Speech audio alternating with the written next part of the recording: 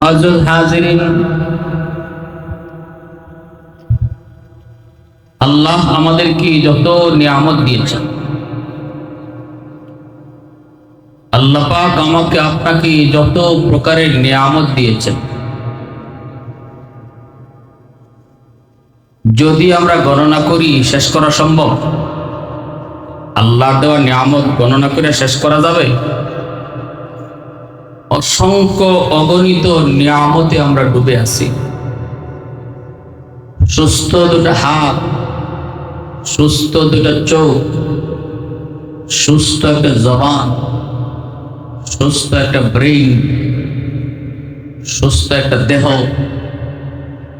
নিজের বডিটার মধ্যে তাকাইলেও যেই পরিমাণ নিয়ামত আমরা প্রতিনিয়ত ভোগ করতেছি, এর শুকরিয়া আদায় করে শেষ করা যাবে না। এমন যত নিয়ামত আল্লাহ আমাকে আপনাকে দিয়েছেন, সকল নিয়ামতের মধ্যে আল্লাহ বলেন সবচেয়ে বড় নিয়ামত কোনটা জানো? আল্লাহ বলতেছে, আমি আল্লাহর পক্ষ থেকে তোমরা যত নিয়ামত পাইছো, মুমিনরা যত নিয়ামত পাইছো, সকল নিয়ামতের মধ্যে সবচেয়ে বড় নিয়ামত হলো তোমরা তোমাদের মাঝে আমার রাসূলকে পাইছো। লাকাদ মান্নাল্লাহু আলাল মুমিনিন ইয বা'আসা ফীহিম রাসূলা। আল্লাহ বলেন যত প্রকারের নিয়ামত আমি আল্লাহ মুমিনদেরকে দিয়েছি, এর মধ্যে সবচেয়ে বড় নিয়ামত আমি তাদের মাঝে তাদের পক্ষ থেকে আমার রাসূলকে পাঠিয়েছি। সুবহানাল্লাহ। আল্লাহ বলতেছেন নবীকে আল্লাহ আমাদের মধ্য থেকে পাঠাইছেন, আর আল্লাহ নবীরে আমরা পাইছি, এটা হলো আল্লাহর পক্ষ থেকে দেওয়া সবচেয়ে বড় নিয়ামত। হাত, সুস্থ দুটা হাত বড় নিয়ামত না? রাসূলকে পাওয়া বড় নিয়ামত। সুস্থ দুটো চোখ, আমি দুনিয়া দেখতেছি, আমার কাছে অনেক বড় নিয়ামত। আল্লাহ বলে অবশ্যই বড় নিয়ামত, তবে আমার রাসূল থেকে বড় না। এর চেয়েও বড় নিয়ামত হলো আমার রাসূলকে তোমরা পাইছো। সুবহানাল্লাহ। সুস্থ একটা দেহ, আমি মনে করতে পারি আমি যদি সুস্থই না থাকি তো বিছানাত পড়ে থাকলে আমার দুনিয়ার সুখ শান্তি, দুনিয়ার আরাম আয়েশে পাইলামটা কি? তাহলে সুস্থতা আমার বড় নিয়ামত। আল্লাহ বলে না, এটাও বড় নিয়ামত না। বড় নিয়ামত হলো আমার রাসূলকে তুমি পাইছো। সুবহানাল্লাহ। হায়াত নামক নিয়ামত, এইটাও বড় নিয়ামত। কেউ মনে করতে পারি এই কথা যে আমি যদি হায়াতে না পাইলাম, অক্সিজেনে যদি না নিতে পারলাম, মরেই গেলাম, তো আমার নিয়ামত পাইলাম কি আর না পাইলাম কি, এটা বুঝছে কি হইতো? আল্লাহ পাক বলেন এটাও বড় নিয়ামত না। তুমি যে দুনিয়াতে বাচ্চা আছো, এটাও বড় নিয়ামত না। এর চেয়েও বড় নিয়ামত আমার রাসূলকে তুমি পাইছো। কেন? কারণ কি? কারণ হলো এই যে আমার হাত দুটা, এই দুটা হাত আল্লাহ আমাকে দিয়েছেন, পাইছি, কিন্তু এই হাতটা আমি কোন কাজে ব্যবহার করব, কেমনে ব্যবহার করব, কিভাবে ব্যবহার করলে আমার হাত দুইটা জান্নাতে যাবে, আর কি করলে পরে আমার হাত আমাকে জাহান্নামে নিবে, এই বিষয়টা তো আমার রাসূলকে না পাইলে আমরা বুঝতাম না। এজন্য হাত, সুস্থ হাত পাওয়া বড় নিয়ামত না।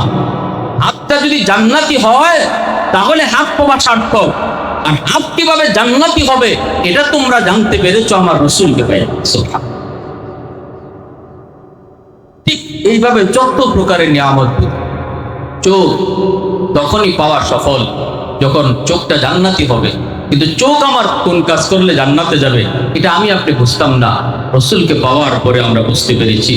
এইভাবে যত প্রকারের নিয়ামত, হায়াত, আমি বেঁচে আছি, এটাও বড় নিয়ামত না? দুনিয়া থেকে একদিন যেতেই হবে, আজ নয় কাল, এখন নয় তখন, বাবার আগে ছেলে, দাদার আগে নাতি, এইভাবে যাচ্ছেই। আসার সময় সিরিয়াল মেনটেন হয়, যাবার কোনো সিরিয়াল কেউ জানে না কে আগে যাবে। অতএব যাওয়াটা এটা অস্বাভাবিক কিছু না, মরণটা একটা স্বাভাবিক বিষয়।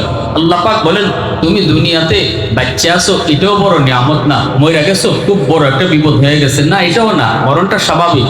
কিন্তু মরার পরে যদি তুমি জান্নাতি হও তবে তুমি আর দুনিয়াতে আসা সার্থক, আর যদি মরার পরে তুমি জাহান্নামী হও দুনিয়াতে আসা তোমার ব্যর্থ।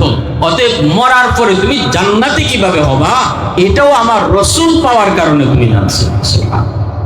এজন্য হায়াত পাওয়ার চেয়েও রসুলকে পাওয়া বড় নিয়ামত। তারপর আল্লাহ বলছেন তোমাদের মধ্য থেকে পাঠাইছি। আমার রসুলকে আমি জিন জাতির মধ্য থেকে পাঠাই নেই, আমার রসুলকে আমি ফেরেশতাদের মধ্য থেকে পাঠাই নেই। কেন তোমাদের মধ্য থেকে পাঠাইছি? যেন তোমাদের জীবনের যত যা কিছু প্রয়োজন, রসুল তোমাদের মধ্য থেকে আসছেন, রসুলের জীবনেও তত তা কিছু প্রয়োজন।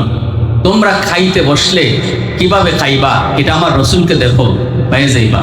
তোমরা বিবাহ শাদী করতে গেলে কিভাবে করবা আমার রসুলকে দেখো, পেয়ে যাইবা। কারণ আমার রসুল তোমাদের মতোই মানুষ, তার জীবনে খাওয়া আছে, তার জীবনে বিবাহ শাদী আছে, তার জীবনে সংসার আছে, তার জীবনে সামাজিকতা আছে, তার জীবনে রাষ্ট্র পরিচালনা আছে, সবটা সেক্টর তার জীবনে আছে।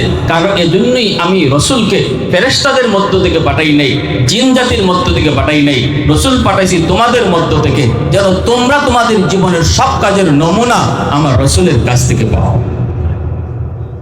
ঠিক না নি ভাই? এখন যদি আল্লাহ পাক রসুল পাঠাইতেন জিন জাতি থেকে, রসুল পাঠাইতেন ফেরেশতা থেকে, তাহলে রসুল আমাদের ফেরেশতা, তিনি মানুষ না। আমরা মানুষ, আমাদের খাওয়ার প্রয়োজন, ফেরেশতার খাওয়ার প্রয়োজন নেই, তাহলে রসুলের খাওয়ানোর প্রয়োজন নেই। আমরা মানুষ, আমাদের খাওয়ার প্রয়োজন। এখন খাইতে বসলে আমি কিভাবে খাবো? দস্তরখানা বিছাইমো, ডান হাতে খাইমো না বাম হাতে খাইমো, এটা কার কাছ থেকে শিখবো? রসুলের কাছ থেকে। রসুল তো তিনি ফেরেশতা, তার জীবনে তো খাওয়ানি নাই, তো তার কাছ থেকে খাওয়ানোর নমুনা শিখবে কোত্থেকে? ঠিক না জোরে বলা? তার কাছ থেকে খাওয়ানোর নমুনা শিখবো কোত্থেকে? তিনি যদি ফেরেশতাই হন, তার জীবনে তো বিবাহ শাদী নাই, আমি বিবাহ শাদীর ক্ষেত্রে নমুনা খুঁজবো কার কাছ থেকে? এজন্য আল্লাহ বলেন না, আমার রসুলকে আমি ভিন্ন কোনো জাতি থেকে পাঠাই নাই, আমার রসুল তোমাদের মধ্য থেকে পাঠাইছি। তোমরা যেমন মানুষ, তিনিও মানুষ, যেন তোমরা মানুষ হিসাবে তোমাদের জীবনের যত চাহিদা, যত প্রয়োজন সবকিছু আমার রসুলের জীবনে তোমরা খুঁজে পাও। এজন্যই রসুলকে তোমাদের মধ্য থেকে পাঠাইছি। সুবহানাল্লাহ। এজন্যই সাহাবায়ে কেরাম রাদিয়াল্লাহু তাআলা আনহুম দিন বুঝতেন না, রাত বুঝতেন না। সাহাবায়ে কেরাম রাদিয়াল্লাহু তাআলা আনহুম তারা বুঝতে পেরেছেন কেন আল্লাহ পাক নবী আমাদের মাঝে পাঠাইলেন, রাসূল কেন পাঠাইলেন। পাঠাইছেন যেন গোটা জিন্দেগি আমরা নবীর নমুনায় বানাইতে পারি, বডির সুরতটাও যেন আমার নবীর নমুনায় বানাইতে পারি, ঘরের কাজ কর্ম যেন রসুলের নমুনায় করতে পারি। আমি যদি বাবা হই, বাবা হিসেবে রসুলের কাছে আদর্শ আছে। আমি যদি সন্তান হই, নবীর কাছে সন্তান হিসাবে আদর্শ রয়েছে। আমি যদি একজন সামাজিক মানুষ হই, সমাজ ব্যবস্থায় কিভাবে চলতে হবে সেটাও রসুলের জীবনে আসেনি না নাই? রাষ্ট্র পরিচালনা যদি করতে চাও রে যুবক, ওই জায়গায় তুমি রসুলের কাছ থেকে নিয়ম পেয়ে যাবা। কারণ আমার আপনার নবী মদিনার রাষ্ট্রনায়ক, সর্ব সেক্টরে আল্লাহ পাক রব্বুল আলামিন নবীর কাছ থেকে নমুনা নেওয়ার জন্যই আল্লাহ নবীকে আমাদের মাঝে পাঠায় বলছেন, দুনিয়ার মুমিনের দল, চোখ পাওয়া বড় নিয়ামত না, সুস্থ দুইটা হাত পাওয়া বড় নিয়ামত না, সুস্থ বিবেক পাওয়াও তোমার জন্য বড় নিয়ামত না, দুনিয়াতে বেঁচে আছো এখনো মরো নাই, এটাও তোমার কাছে সবচেয়ে বড় নিয়ামত না রে। সবচেয়ে বড় নিয়ামত হলো আমার রসুলকে তোমরা পাইছো, যেন রসুলের নমুনায় তুমি তোমার জীবন সাজাইতে পারো। সাহাবায়ে কেরাম রাদিয়াল্লাহু তাআলা আনহুম তারা এটা 100 বুঝতে পেরেছেন। এজন্যই ঘুমাইতে গেলেও সাহাবীরা চিন্তা করেছেন আমার ঘুমটা কেমন করে নবীর মতো হয়ে যায়। খাইতে বসলেও তারা চিন্তা করেছেন আমার খাওন কেমন করে আমার নবীর মতো হয়। সামাজিক ভাবে চলতে গেলেও তারা চিন্তা করেছেন আমি সমাজে কেমনে চলবো, রাসূলের মতো কেমন করে হয়। হযরত আব্দুল্লাহ ইবনে উমর রাদিয়াল্লাহু তাআলা আনহু বহুত বড় একজন নবীর সাহাবী, কাফেলা নিয়ে তিনি রওনা দিয়েছেন, সঙ্গে অনেক সাথী, অনেক কাফেলা নিয়ে রওনা দিয়েছেন। যাইতেছেন, হঠাৎ করে সাহাবী বলতেছেন, তোমরা এখানে একটু থামো। সবাইকে থামায়া তিনি উটের পিঠ থেকে নামলেন, নাইমা একটু দূরে, কিছু দূরে যাইয়া তিনি বসলেন। সবাই মনে করলেন সাহাবী তিনি হাজত সারবেন, ওই জায়গায় তিনি বসলেন। বৈশা হাজত সারলেন না, আবার তিনি উঠে আসলেন। উটের পিঠে উইটা বলতেছেন, এবার চলো। সাহাবায়ে কেরাম রাদিয়াল্লাহু তাআলা আনহুম জিজ্ঞেস করেন, আপনি কেন নামলেন? কেনই বা আবার উঠলেন? সময় কেন নষ্ট করলেন? হাজত তো সারলেন না। আমরা তো মনে করেছিলাম আপনার কোনো হাজত ধরছে। সাহাবী বলতেছেন, না, আমার হাজতের চাপ নাই, কিন্তু আমি ওই জায়গায় আসার পর আমার মনে পড়ে গেছে একদিন আমি আল্লাহর নবীর সাথে এই রাস্তা দিয়ে যাইতেছিলাম, আর এই জায়গায় আসার পর নবী বলেছিলেন, আব্দুল্লাহ একটু থামো। নবীজি এই জায়গায় থামায়া তিনি আমি যেখানে বসছি ওই জায়গাটাতে বৈশা নবী তার হাজত সারছেন। আমি এখানে আসার পর মনে পড়ে গেল আমার নবীর সেই হাজত সারার স্মৃতি। এখন আমি আমার মনে জিজ্ঞেস করি, রে আব্দুল্লাহ বল, তুই কি তোর নবীর নমুনায় এতটুকু করবি? কিন্তু না, কই আমার তো হাজতের চাপ আসে নাই, তাহলে আমি কেমনে নবীর নমুনায় নামবো, কেমনে নবীর নমুনায় হাজত সারব? আমার মন বলতেছে, আব্দুল্লাহ রে, হাজত যদি তোর চাপ নাও দে, অন্তত আমার রসুল যেভাবে এখান থেকে উটের পিঠ থেকে নামছেন, ওই জায়গায় যেমন করে নবী বসছেন, আবার যেমন করে নবী উঠে আসছেন, এতটুকু কাজ তো তুমি নবীর নমুনায় করতে পারবা। আওয়াজ দিয়ে করুন না সুবহানাল্লাহ। আরো জোরে মুসলমানের আওয়াজে সুবহানাল্লাহ। কতটুকু নবীজির অনুসরণ অনুকরণ, অন্তরের ভিতরে কি পরিমাণ নবীর প্রতি অনুসরণ অনুকরণ আমার নবীর আল্লাহ পাঠাইছে, আমার জীবন যেন নবীর নমুনায় বানাইতে পারি। ঘর চালাইতেছি নিজের মর্জি মতো, সমাজ চালাইতেছি নিজের মর্জি মতো, মেম্বারি করি নিজের মর্জি মতো, চেয়ারম্যানই করি নিজের মর্জি মতো, নির্বাচন করি নিজের মর্জি মতো, ভোট দেই নিজের মর্জি মতো, দেশ চালাই নিজের মর্জি মতো। আল্লাহ কয় না, নিজের মর্জি মতো চলার জন্য আমার রসুল পাঠাই নাই, রসুল পাঠাইছি রসুলের মর্জি মতো চলার জন্য।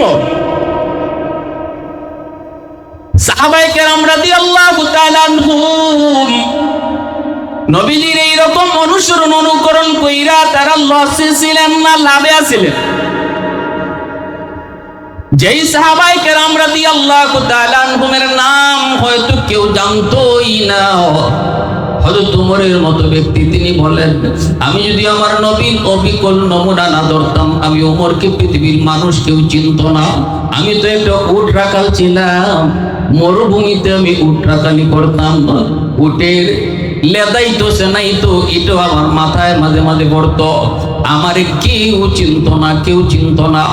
আজকে আমি সেই উমর, যে উমর মরুভূমিতে উট রাখালি করতাম, সেই উমর নবীর নমুনায় আর নবীর অনুসরণ করার খাতিরে তামাম জগৎ উমরকে চিনে। फारूक तेरा नाम से इस्लाम रहेगा, फारूक तेरा नाम से इस्लाम रहेगा, दुनिया की अदालत में तेरा नाम रहेगा, दुनिया की अदालत में तेरा नाम रहेगा, सिद्दीक तेरा नाम से इस्लाम रहेगा, दुनिया की सदाकत में तेरा नाम रहेगा, उस्मान तेरा नाम से इस्लाम रहेगा, दुनिया की सखावत में तेरा नाम रहेगा, हैदर तेरा नाम से इस्लाम रहेगा, दुनिया की शजाअत में तेरा नाम रहेगा, मुआविया तेरा से इस्लाम रहेगा, दुनिया की सियासत में तेरा नाम रहेगा, दुनिया की सियासत में तेरा नाम रहेगा। মুসলমানের আওয়াজে কোন আল্লাহু আকবার হয় নাই? আর জোরে আল্লাহু আকবার। আপনাদের এলাকায় আল্লাহ নাম জুড়ে নিলে কোনো অসুবিধা আছে নাকি কোনো ভয়ভীতি আছে?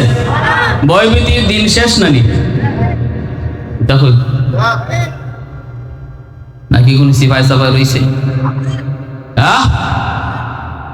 আল্লাহ নাম, রসুলের নাম, ইসলামের কথা, কোরআনের কথা, হাদিসের কথা, কোরআন মাহফিলের আলোচনা এখন করতে কোনো ডর আছে? বোঝা গেল সত্যের জয় সবসময় হয়, মিথ্যার সর্বদা পরাজয় হয়, ঠিক কিনা? আজ নয় কাল, এখন নয় তখন। আল্লাহ একটু সময় দেয়, সুযোগ দেয়, সময় মতো আল্লাহর দিকে দৌড়ে। আল্লাহ যখন দৌড়ে তখন খাইবার টাইম দেয় না, ঠিক না? আল্লাহ যখন দৌড়ে তখন বুরকা পরার টাইমও দেয় না। এজন্য আল্লাহর ঘরে আসেনি না নাই? আওয়াজ হইছে না? আরো ঘরে আসেনি না নাই? ইন্না বাতশা রাব্বিকা লাশাদীদ। আল্লাহ পাকের ঘরে আসেনি না নাই? আল্লাহর ধরা সহজ না কঠিন? আল্লাহর ধরা বড় কঠিন। হযরত বেলাল হাবশী রাদিয়াল্লাহু তাআলা আনহু, নাম শুনছেন না? বেলাল হাবশী রাদিয়াল্লাহু তাআলা আনহু, তিনি তো একজন গোলাম বংশের, কালো চেহারা, সুরতের কোনো ডকডাক নাই, বংশের কোনো ইজ্জত নাই, সম্মান নাই, একজন গোলাম, উমাইয়ার গোলাম। কিন্তু আমার রসুলকে পাইয়া আল্লাহ যে উদ্দেশ্য রসুল পাঠাইছেন এটা নিজের মধ্যে 100 নেওয়ার কারণে, নবীকে মানার মতো মানার কারণে, রসুলকে মহব্বত করার মতো করার কারণে। একজন মানুষ রসুলকে মহব্বত করে কিন্তু রসুলের নমুনায় চলে না, এটা মহব্বত না, এটা ধোঁকাবাজি, মিথ্যাবাদী। মহব্বত তখনই হবে যখন রসুলকে মহব্বত করি বলার লগে লগে নবীর অবিকল নমুনা নিজের ভিতরে আনবে, কিনা? একজনে কয়, হুজুর আমি বাংলাদেশকে খুব ভালোবাসি, কিন্তু ইন্ডিয়ান আর্মির পোশাক পরে ঘুরে, ইন্ডিয়ান পতাকা লয়া ঘুরে, আর মুখে কয় আমি বাংলাদেশকে খুব ভালোবাসি। এর কি আপনারা বাংলাদেশের প্রেমিক কইবেন? সোজা বাংলা কথা না এটা। তুই যদি নিজেরে বাঙালি প্রেমিক, বাংলা প্রেমিক দাবি করো, তাহলে তোমার পোশাক কেন ভিন্ন দেশের? তোমার পতাকা কেন ভিন্ন দেশের? আমি যদি বলি আমি নবীর আশিক, তাহলে আমার নবীর যে নমুনা, এই নমুনা আমার ভিতরে থাকবে। বেলাল হাবশী রাদিয়াল্লাহু তাআলা আনহু একজন গোলাম, উমাইয়ার গোলাম, বকরি রাখালি করে। একটু মনোযোগ দিয়ে কথাগুলি শুনবেন। আজকে ছোট ছোট যুবকগুলি, ছোট ছোট বাচ্চারা এত সুন্দর একটা আয়োজন করেছে। আমার নবী, দয়ার নবী, তিনি যুবকদেরকে নিয়ে সর্বপ্রথম একটা সংগঠন তৈরি করেছিলেন। মক্কার যুব সমাজ নবীকে সবার আগে সাহায্য করেছে। যুব সমাজ সর্বদা তারা হকের পক্ষে থাকে, সত্যের পক্ষে থাকে, নবীকে সহযোগিতাও করেছে। মক্কার যুবকরাই নবীকে সবার আগে সহযোগিতাও করেছে। এমন একজন যুবক হলেন বেলাল হাবশী রাদিয়াল্লাহু তাআলা আনহু। বেলাল উমাইয়ার তিনি গোলাম। উমাইয়া বেলালকে নির্যাতন করে, এত নির্যাতন দম বের হয়ে যাবে। আবু বকর সিদ্দিক পার দিয়ে যাইতেছেন আর বলতেছেন, বেলাল জানটা তোমার বের হয়ে যাবে। জান বাঁচানোর জন্য হিকমত অবলম্বন করা যায়। ওরা বলতেছে, ওদের দেবদেবীর নাম নিবা, একটু দেবদেবীর নাম নিয়ে নাও। অন্তরে তো আল্লাহ, মুখে তুমি দেবতার নাম নিয়ে নাও। নাইলে কিন্তু উমাইয়া এবং মক্কার উশৃঙ্খল যুবকগুলি তোমাকে হত্যা করে ফেলবে, মেরেই ফেলবে।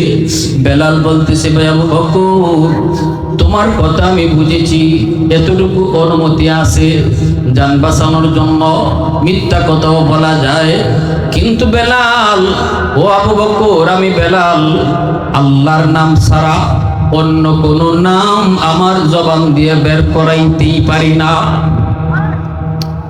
আমার জিহ্বা দিয়া আল্লাহর নাম ছাড়া দেবদেবীর নাম আসে না। মানুষের জিহ্বা যখন রক্ত হয়ে যায়, আল্লাহ নামের উপরে যখন রক্ত হয়ে যায়, তখন ঘুমের গরু তার জিহ্বা আল্লাহ আল্লাহ করে, ঘুমের গরু তার জিহ্বা আল্লাহ আল্লাহ করে। হাফিজ হুজুর রহমতুল্লাহ আলাইহির নাম আপনারা অনেকেই শুনেছেন। হুজুরের জিহ্বা সর্বদা নড়ত, সর্বদা আল্লাহ আল্লাহ জিকির করত। বাথরুমের ভিতরে ঢুকলেন, বাথরুম থেকে তিনি বের হলেন, খাদেম কই, হুজুর আপনার মুখ দিয়ে তো রক্ত বের হইতেছে, আপনি মনে হয় বাথরুমের ভিতরে পড়ে গেছেন। হুজুর কই, না বাবা, আমি বাথরুমে পড়ি নাই। কই, তাহলে মুখ দিয়ে রক্ত কেন বের হইতেছে? হাফিজ হুজুর কিছু বলেন না, খাদেমনে কিছু কর না।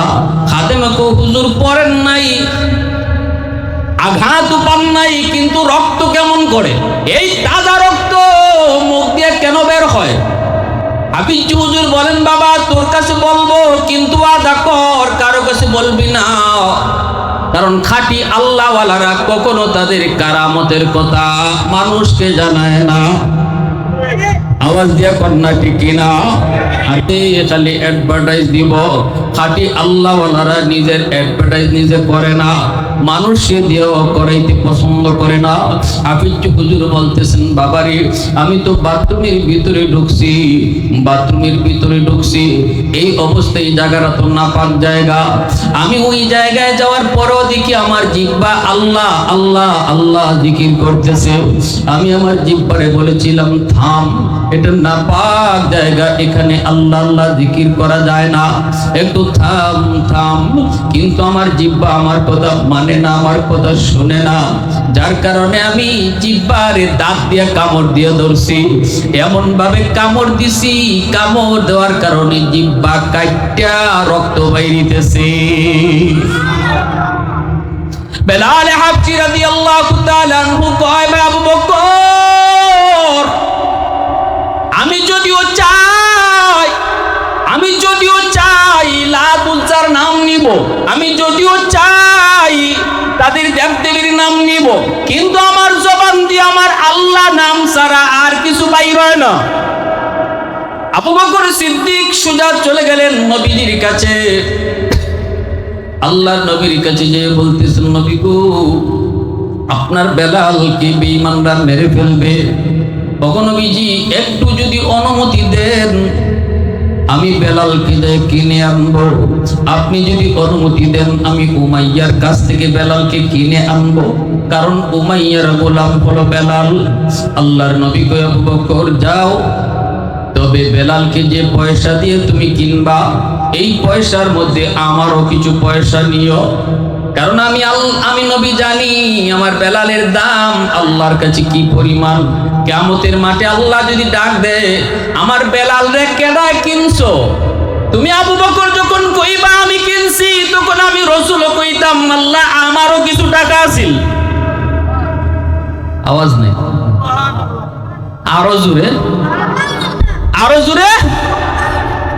আল্লাহ নবী কয়, আবু বকর তুমি যখন কইবা আল্লাহ আমি কিনছি, তখন আমি নবীও কইতাম আল্লাহ আমিও কিনছি। এত দাম আমার বেলালের, এত দাম, এত দাম, এত দাম। আবু বকর সিদ্দিক তিনি আসছেন উমাইয়ার কাছে, আয়েশা বলতেছেন, উমাইয়া তুমি বেলালকে বেচবাইনি? উমাইয়া কহ, আমি বেচে লাইতাম, কারণ এই গোলাম রে দিয়ে আমার কোনো কাম হয় না, কোনো কথাই শোনে না, কোনো কথাই শোনে না, কোনো কাম কাজও করে না। এত মাইর মারতেছি জান যায়, এরপরও আহাত আহাত কয়, অতএবই গোলাম রে আমি রাখবো না, বেচে লাইমু। সিদ্দিক বলেন, কত দাম কও? কত দাম? উমাইয়া কয়, দেলাও 10 দিরহাম। বকর সিদ্দিক কয় নাও। উমাইয়া কয় আবু বকর, আমি মনে করেছিলাম তুমি বড় বুদ্ধিমান, কিন্তু এখন তো দেখি তুমি বোকা। আর আমি চাইছি মাত্র 10 টাকা, চাইছি মাত্র 10 দিনার, তুমি যা চাইছি তাই দিয়া দিছো। তুমি যদি আমার 1 দিনারও কইতা, তাও আমি বেলালে দিয়া দিতাম, কারণ এই বেলালে দিয়ে আমার কোনো কাম হয় না, খালি লস আর লস। 1 দিনার কইলেও দিয়া দিতাম। তুমি দি বোকা, তুমি দি চালাক না। আবু বকর সিদ্দিক কয় আমি চালাক ঠিকই, তুমি বোকা, তুমি বেলালের দাম জানোই না। আল্লাহু আকবার, জোরে কও। তুমি বেলালে চিনোই না, মানিকে মানিক চিনে, রতনে রতন চিনে, ঠিক কিনা? আওয়াজ দিয়া বলেন। আবু বকর সিদ্দিক বলতে, সুমাইয়া তুমি 10 দিনার চায় ঠকছো, ঠকছো। এই বেলালের দাম কি পরিমাণ জানোনি? 100 দিনারও যদি চাইতা, আমি আবু বকর আজকে 100 দিনার দিয়ে কিনে দিতাম। এবার তুমি একটু কও, কে ঠকছে, কে ঠকছে? উমাইয়া কই, তাহলে তো দেখা যায় আমি ঠকলাম। বেলালকে নিয়ে আবু বকর সিদ্দিক চলে গেলেন আল্লাহর নবীর কাছে।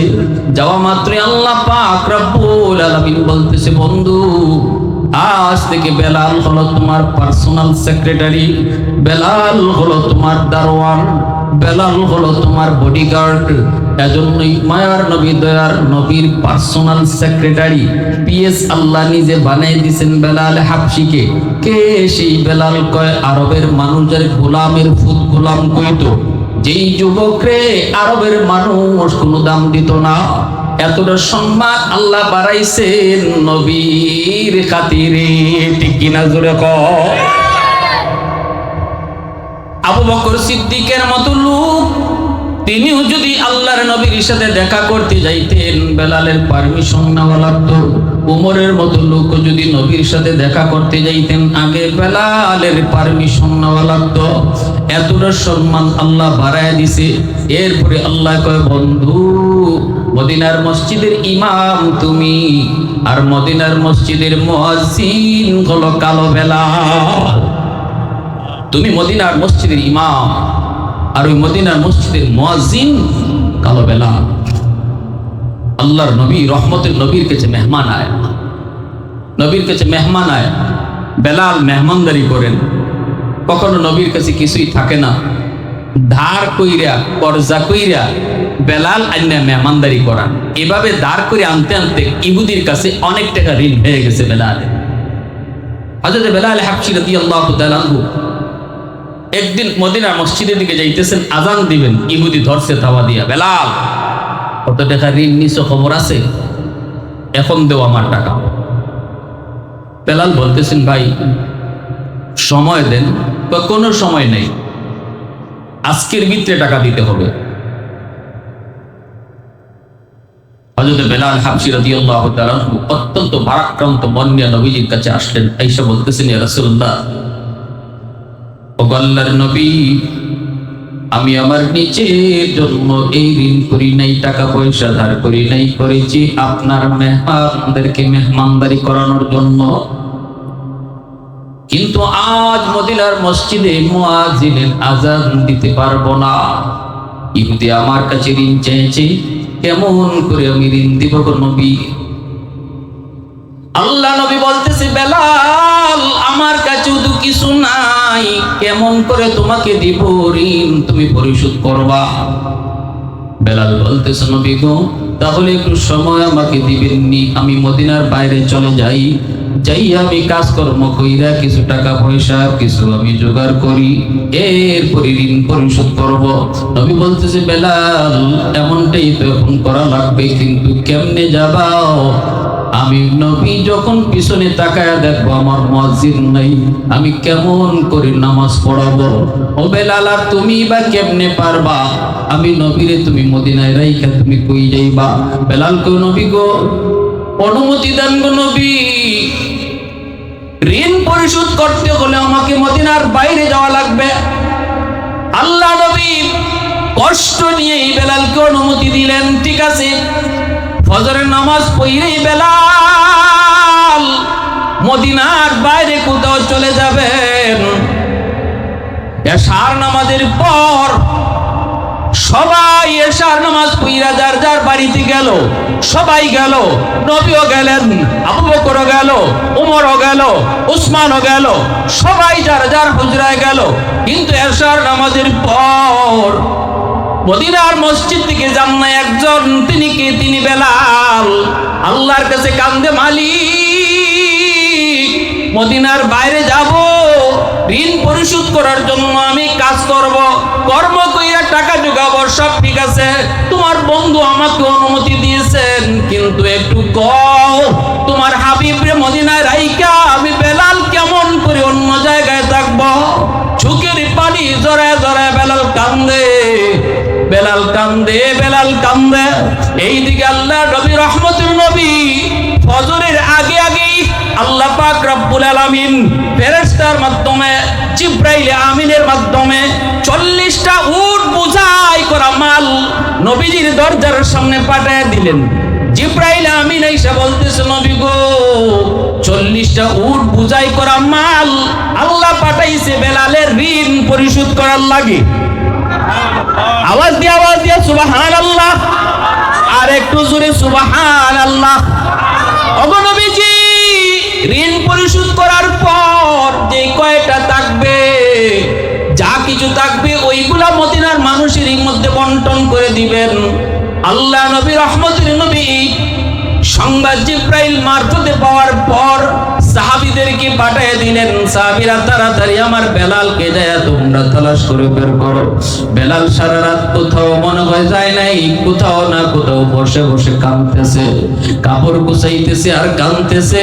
যাও দেখো, বেলালের কোথাও যাওয়া লাগবে না, বেলালের ঋণ পরিশোধ করতেছেন আল্লাহ নিজে। রমজান মাস, মায়ার নবী, দয়ার নবী সেহরি খাইতে বসলেন। মদিনার মসজিদে আজান, সেহরি খাওয়ার একটা আজান দেওয়া হয়, ফজরের আর একটা আজান দেওয়া হয়। সেহরির আজান দেওয়া হলো, এর অর্থ হলো সেহরি খাও। সেহরি খাওয়া শুরু হলো, এইবার ফজরে আজান দিয়া দিবেন, তার মানে হলো সেহরির টাইম শেষ। বেলাল মনে মনে ভাবতেছেন, সেহরি টাইম শেষ, আজান তো দিয়ে দিব, এখন একটু যাই দেখি আমার নবী সেহরি খায়া শেষ করলেননি। বেলাল নবীজির হুজরার কাছে এসে দেখেন আল্লাহর নবী এখনো খানা খাইতেছেন। নবীজির সাথে আরেকজন অপরিচিত মানুষ নবীর পাশে বসা। নবীজি সেহরি খান, অথচ সেহরি টাইম শেষ। বেলাল আইসা দরজার সামন থেকে ডাক দিয়া বলতেছেন, নবী গো, ও আল্লাহর নবী, সেহরির টাইম শেষ, দয়া করে আর খানা খাইবেন না। আল্লাহর নবী তখন মুচকি হাসি দিয়া বলতেছেন, ঠিক আছে বেলাল যাও। দেখতেছি বেলাল চলে আসলেন। মনে মনে ভাবলেন হয়তো নবীজি খানা বন্ধ করে দিছেন, একটু পরে বেলাল আজান দিয়া দিবেন। আবারও মনে মনে ভাবলেন যে একটু দেখি নবীজির খানা খাওয়া শেষ হইছেনি। আইসা দেখেন নবীজি এখনো খানা খাইতেছেন, এখনো। বেলাল আবারও ডাক দেয়া কয়, ইয়া রাসূলুল্লাহ, সেহরি টাইম শেষ, খানা খায়েন না গো নবী। আল্লাহ নবী তখনও মুচকি হাসি দিয়া কয়, ঠিক আছে বেলাল যাও। বেলাল তখনও চলে আসলেন। আইসা তিনি আজান দিয়া দিবেন। এরপরে আবার মনে মনে ভাবতেছেন যে দেখি আমার মায়ার নবী খানা খায়া শেষ করলেননি, ফজরে আজান তো দিয়ে দিমু, নবীজি খানা খায়া শেষ করলেননি। যায় দেখি 3 বারের সময় আইসা দেখেন এখনো নবীজি খানা খাইতেছে। এবার হযরত বেলাল দরজার সামন থেকে আওয়াজ দিয়া কয়, ইয়া রাসূলুল্লাহ, খোদার কসম, খোদার কসম, সেহরি টাইম শেষ গো নবী, আর খানা খায়েন না। আগের 2 বার কইছেন সেহরি টাইম শেষ, খানা খায়েন না। তৃতীয়বার আইসা বলতেছেন, খোদার কসম, সেহরি টাইম শেষ, আর খানা খায়েন না। এই কথা বলা মাত্র মায়ার নবী দয়ার নবী বলতেছেন, তাড়াতাড়ি খানাটাও। আমার বেলাল কসম করে ফেলছে, মুখের মধ্যে নবীজির যেই খানা ছিল এই খানাটাও নবী ফালাইয়া দিছেন। আর নবীজি পেটের ভিতরে কিছু ঢুকান নাই। কুলি করে সোজা মদিনার মসজিদে চলে এসেছেন। ফজরের নামাজ নবীজি পড়াইলেন। পরে নবীজি মিম্বরে বৈশা সাহাবায়ে কেরামকে বলেন, সাহাবীরা সামনের দিকে একটু আগাও, কোথায় আমার বেলাল? বেলাল তুমি আসোনি? বেলাল কই, নবী গো আমি আসি। আল্লাহর নবী বলতেছে, সাহাবীরা শোনো, আজকে আমার বেলাল সেহরির আজান দিছে, ফজরে আজানও দিছে। ফজরে আজান দেওয়ার আগে আমার ঘরে আসছে, আমি খানা খাই নাকি? খানা খাওয়া শেষ করছি। প্রথমবার আইসা দেখে আমি খানা খাই। বেলাল কইছে, নবী গো খান টাইম শেষ। আমি কইছি ঠিক আছে যাও। বেলাল দ্বিতীয়বার গিয়া দেখে আমি খানা খাই, তখনও কইছে নবী গো টাইম শেষ। আমি কইছি ঠিক আছে যাও। তৃতীয়বার বেলাল দেয়া কয়, নবী গো খোদার কসম সেরি টাইম শেষ। তখন আমি খানা বন্ধ করেছি। বেলাল ঠিক নি? বেলাল কই, নবী গো ঠিক। এইবার আল্লাহর নবী সাহাবায়ে কেরাম মসজিদে ভরপুর, সাহাবীরা বলতেছেন, নবী গো ঘটনা কি? আমরা কিছুই বুঝি নাই। আল্লাহ নবী কয়, আবু বকর, ওমর, উসমান, আলী শুনো, ও আমার সাহাবীরা শুনো, আমার বেলালের মর্যাদা, আমার বেলালের দাম, আমার বেলালের সম্মান আমার আল্লাহর কাছে কি পরিমাণ, তোমরা কান খাড়া করে শোনো। প্রথমবার যখন বেলাল কইছে টাইম শেষ, তখন জিব্রাইল আমার পাশে বসা। জিব্রাইলে কয়, নবী গো টাইম আরো আছে, আপনি খানা খান। দ্বিতীয়বার যখন বেলালে কয়, নবী গো টাইম শেষ, তখনও জিব্রাইল আমারে কয়, নবী গো টাইম আছে। বেলালে জানে না আল্লাহ কইছে টাইম আছে, আপনি খানা খান। তৃতীয়বার যখন বেলাল যায় কয়, নবী গো টাইম শেষ, তখনও জিব্রাইল আমারে কয়, নবী গো টাইম আরো কিছু আছে, আল্লাহ জানাইছে আপনি খাইতে পারেন। কিন্তু যেহেতু বেলাল কসম করে ফেলছে, বেলালের কসমের সম্মান রক্ষার জন্য আল্লাহ পাক টাইম থাকা সত্ত্বেও টাইমটাকে অফ করে দিছে। আওয়াজ দিয়া কন্যা সুবহানাল্লাহ। এত সম্মান আল্লাহ পাক রব্বুল আলামিন বেলাল হাফসি রাদিয়াল্লাহু তাআলা আনহুকে দিয়েছেন। বেলালের কসমের সম্মান রক্ষার জন্য আল্লাহ পাক সেরি টাইম ছিল, তবু আল্লাহ টাইমটারে অফ করে দিয়েছে। ভাইরা বন্ধুরা, ওই বেলাল এত দামি এত সম্মানী হইছে। যুবক, তোমার মতো একজন যুবক ছিলেন বেলাল, তোমার মতো একজন যুবক। ওই মেসির মতো নমুনা দইরা এত দামি হয় নাই, রোনালদোর মতো নমুনা দইরা এত দামি হয় নাই, কোন নেতা নেত্রী অনুসরণ করে এত দামি হয় নাই। এত দামি হয়েছে তোমার আমার নবী সরওয়ারে দু জাহান রাহমাতুল লিল আলামিন নবী মুহাম্মদুর রাসূলুল্লাহ সাল্লাল্লাহু আলাইহি ওয়াসাল্লামের রং ধরার কারণে তুমি আমি ও যদি নবীর রং ধরি, দাম কমবে না বাড়বে? আরো জোরে কমবে নাকি বাড়বে? যুবক, যৌবন আল্লাহর কাছে বড় দামি, বড় দামি। যৌবনের ইবাদত একজন যুবককে আল্লাহর ওলি বানায়, দ্রুত আল্লাহর ওলি বানায় দেয়। একজন বুড়া মানুষ সেজদা দিয়ে যতদিন আল্লাহর ওলি হবে, একজন যুবকের সেজদা হাজারো বৃদ্ধ মানুষের সেজদার চেয়ে আল্লাহর কাছে বড় ওজন। সুবহানাল্লাহ। হাজারো বৃদ্ধ মানুষের সেজদার চেয়ে একজন যুবকের সেজদার ওজন অনেক বেশি।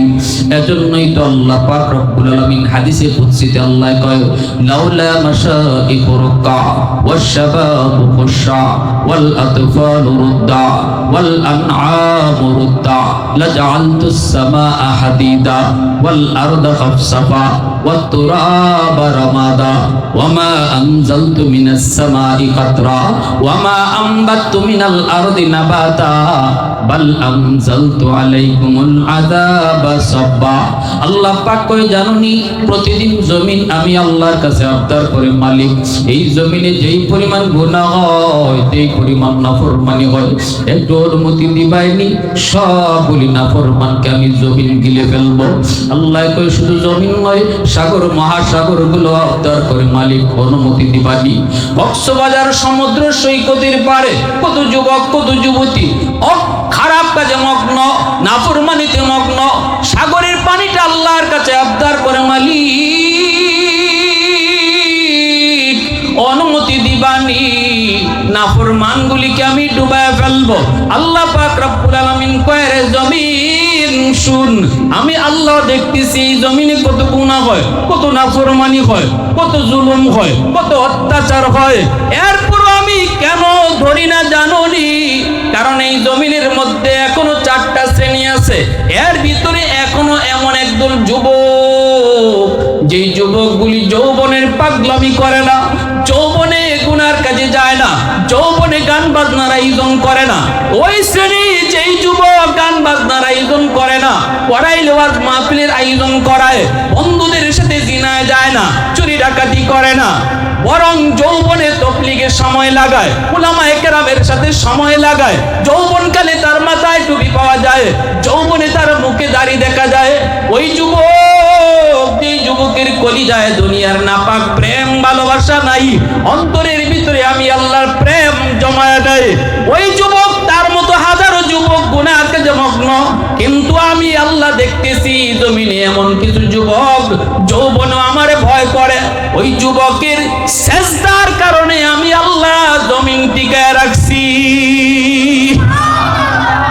লাউলা মাশাইখু রুক্কা ওয়াশশাবাবু খুশা ওয়াল আতফালু রুদ্দা ওয়াল আনআমু রুদ্দা লাজআলতুস সামাআ হাদিদা ওয়াল আরদা খাফসাফা ওয়াত তুরাবা রামাদা। আল্লাহ পাক রব্বুল আলামিন কয়, দ্বিতীয় আরেকটা শ্রেণী হলো কিছু বিত্ত বান্দা বান্দি রয়েছে, চুল দাড়ি সাদা হয়ে গেছে, কোমরে তার ব্যথা, হাঁটুতে তার ব্যথা, রুকু করতে গেলে পুরো কষ্ট হয়, সেজদায় গেলে তার কষ্ট হয়।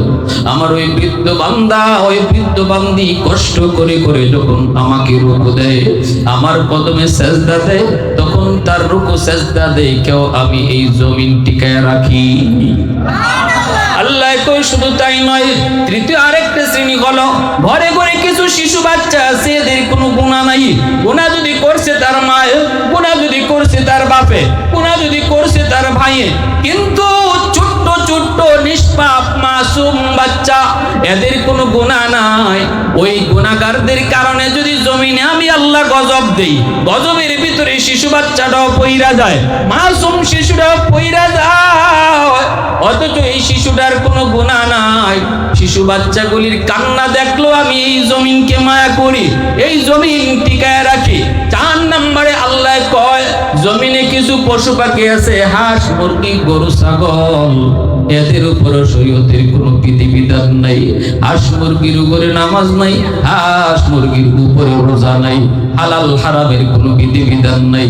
জমিনে যদি মানুষের গুনার কারণে আমি আল্লাহ গজব দেই, এই গজবের ভিতরে পশু পাখিগুলি পইরা যায়, এদের দিকে তাকাইলেও এই জমিনকে আমি আল্লাহ টিকায় রাখি।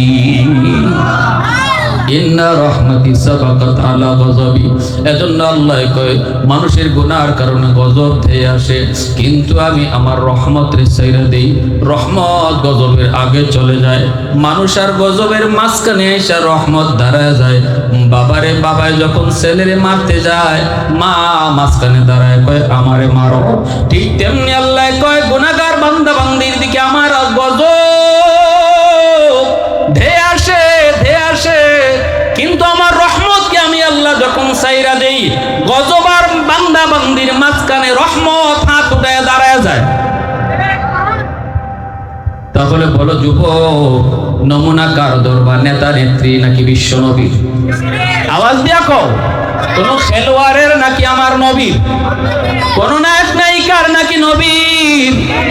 নবীর রং ধরো। আমার নবীর রং হলো 5 ওয়াক্ত নামাজ পড়া, আমার নবীর রং হলো মাথায় টুপি পরা, মুখে দাড়ি রাখা, আমার নবীর রং হলো বাপ মার সাথে ভালো আচরণ করা।